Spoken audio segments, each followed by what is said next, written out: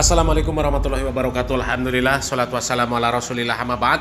Kaum muslimin yang dirahmati Allah subhanahu wa ta'ala, banyak video yang beredar yang menjelaskan tentang keutamaan seorang Habib, yang seakan-akan Habib itu lebih mulia dari Nabi. Meskipun mereka bodoh, ya, meskipun Habib itu bodoh, Habib itu gila, Habib itu ahli maksiat, mereka tetap lebih mulia dibandingkan dengan orang-orang yang taat, orang-orang yang ahli ilmu, para ulama. Dan dengan maksiat-maksiat yang mereka lakukan, mereka tetap percaya diri bahwa maksiat yang mereka lakukan seperti itu tidak akan membuahkan dosa di sisi Allah Subhanahu wa taala. Mereka akan tetap dimuliakan Allah meskipun mereka ahli maksiat. Kenapa kaki Habib yang nakal? Kenapa kaki Habib yang narkoba, yang maksiat, yang nakal, yang kotor dibandingkan kepala kiai yang pakai sorban masih lebih mulia? Kenapa kaki Habib yang maksiat tersebut? Kenapa kaki Habib yang narkoba, yang maksiat, yang nakal, yang kotor dibandingkan kepala kiai yang pakai sorban masih lebih mulia? Kenapa kaki Habib yang maksiat tersebut? Kitong kiai kah? Kacung, nggak batas pakai kiai. Bukan makai, tapi mata. Mata. Kiai, kayak kacung. Orang muliakan ente karena ente punya ilmu. Kalau ente tak punya ilmu, tak punya santri, tak mungkin ada orang mulia. Luar biasa kaum muslimin, kaki Habib yang nakal, Habib yang narkoba, Habib yang maksiat itu lebih mulia dibandingkan kepala seorang kiai, kepala seorang alim, seorang ulama. Ini keyakinan dari mana? Kok bisa punya keyakinan seperti itu? Perkataan dari siapa itu? Malaikat? Nabi? Malaikat siapa? Nabi siapa yang mengatakan seperti itu? Kalau berani mengatakan itu perkataan Nabi Muhammad SAW, maka siap-siap saja masuk neraka. Rasulullah SAW mengatakan, barang siapa yang berdusta atas namaku dengan sengaja, maka sesungguhnya dia telah menyiapkan tempat duduknya di neraka. Jadi kalau maksiat, nakal, berdosa, narkoba, ya tetap hina di hadapan Allah. Meskipun keturunan Nabi, tidak ada ceritanya Habib yang nakal, Habib yang narkoba, ahli maksiat, kemudian dimuliakan oleh Allah Subhanahu wa taala. Itu mustahil. Di dalam hadis yang sahih diriwayatkan oleh Al-Imam Bukhari dan Muslim dari jalan sahabat Abu Hurairah radhiyallahu anhu, bahwasanya beliau mengatakan, qama Rasulullah sallallahu alaihi wasallam hina anzalallahu azza wa jalla wa anzir ashiratakal aqrabin. Rasulullah sallallahu alaihi wasallam berdiri ketika turun ayat, dan berilah peringatan kepada kerabat-kerabatmu yang terdekat. Surat Asy-Syu'ara ayat 214. Kemudian Rasulullah sallallahu alaihi wasallam mengatakan, ya ma'syara Quraisy, ishtaru anfusakum la aghni anka minallahi syai'a. Kemudian beliau sallallahu alaihi wasallam mengatakan, wahai orang-orang Quraisy, selamatkanlah diri kalian. Sesungguhnya aku tidak dapat menolong kalian sedikit pun dari Allah Subhanahu wa taala. Ya Bani Abdi Manaf, la aghni anka minallahi syai'a. Ya Abbas bin Abdul Muthalib, la aghni anka minallahi syai'a.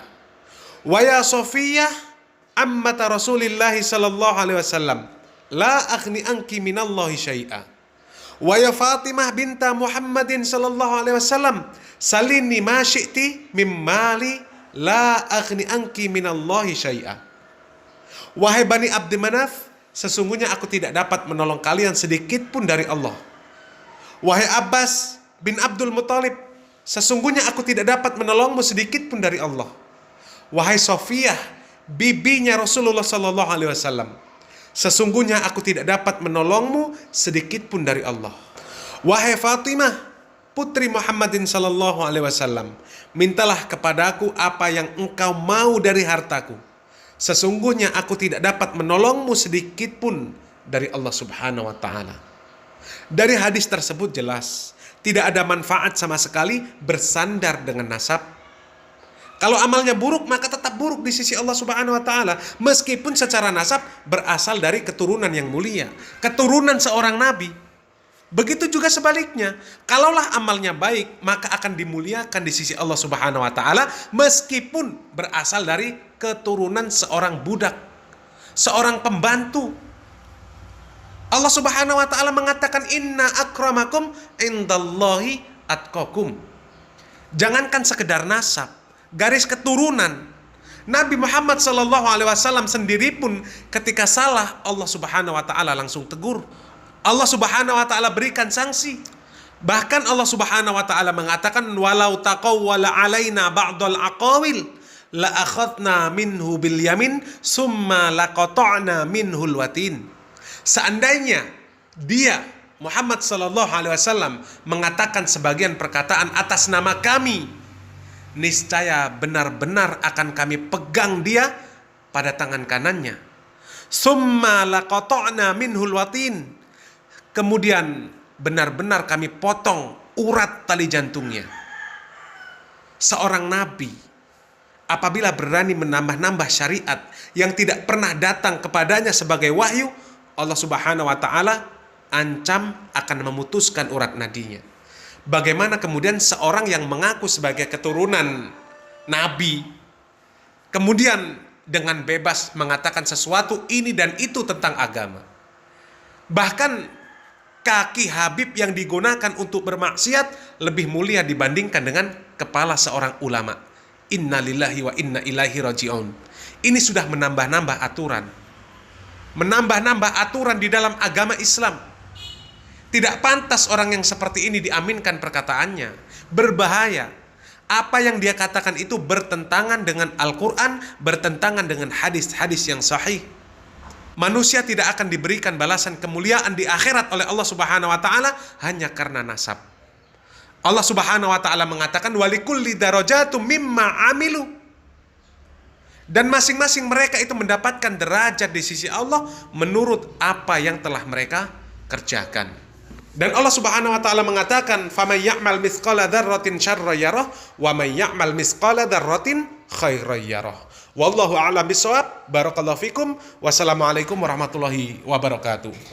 Kita akan menyebutkan dalil-dalil akan hal ini dalam Al-Quran dan Sunnah banyak sekali. Kalau kita mengumpulkan lebih dari 100 dalil, ya. Bahkan ditulis sebuah buku 2 jilid, 1 jilid sekitar 500 halaman, 2 jilid judulnya tentang ini. Al-jaza' min jinsil amal, balasan sesuai dengan perbuatan. Mau ditelusuri ayat satu persatu sangat banyak. Mau ditelusuri hadis satu persatu sangat banyak. Tapi ini semua bermuara pada kaidah yang sangat agung, al-jaza' min jinsil amal, balasan sesuai dengan perbuatan. Kita harus meyakini kaidah ini agar kita jangan pernah merasa sia-sia dengan apa yang kita lakukan. Allah mengatakan, "Faman ya'mal mithqala dzarratin khairan yarah." Barang siapa melakukan kebaikan meskipun sebesar dzarrah, ya, yang dzarrah itu mungkin tidak kelihatan, dia akan melihat hasilnya, kata Allah Subhanahu wa taala. Untuk tahu dzarrah itu banyak tafsiran di kalangan para ulama. Di antaranya dzarrah itu adalah, ya, kalau kita tepukan tangan kita di tanah, kemudian kita tebaskan, kita ambil satu butir sisa di tanah, itu namanya dzarrah, sangat tipis. Itu kalau ditimbang-timbangan nggak ada beratnya. Ada yang mengartikan dzarrah itu semut kecil, namlah saghira, semut yang kecil. Semut kecil itu juga sangat ringan, kalau kita ambil semut sudah kecil, apalagi yang kecil. Kalau kita letakkan di timbangan tidak terasa beratnya. Ada yang mengatakan dzarrah itu kalau kita buka jendela, kemudian terkena sinar matahari terlihat partikel-partikel kecil, kita ambil saat itu namanya apa?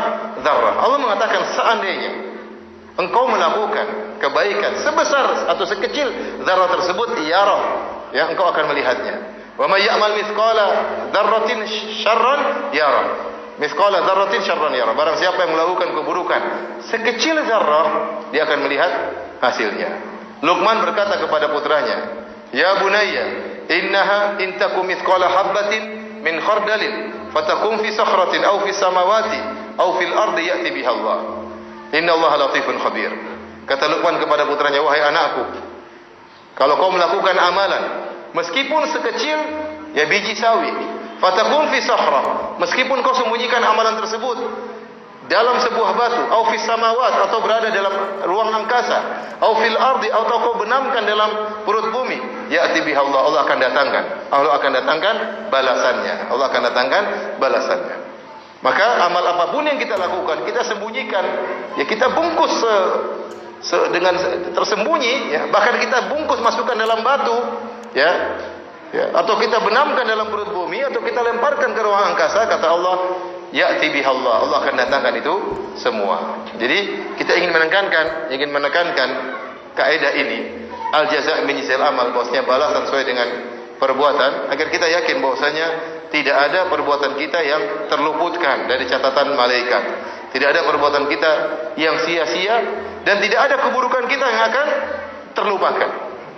Saya ulangi, tidak ada kebaikan kita yang tersia-sia dan tidak ada keburukan kita yang terlupakan. Kata Allah,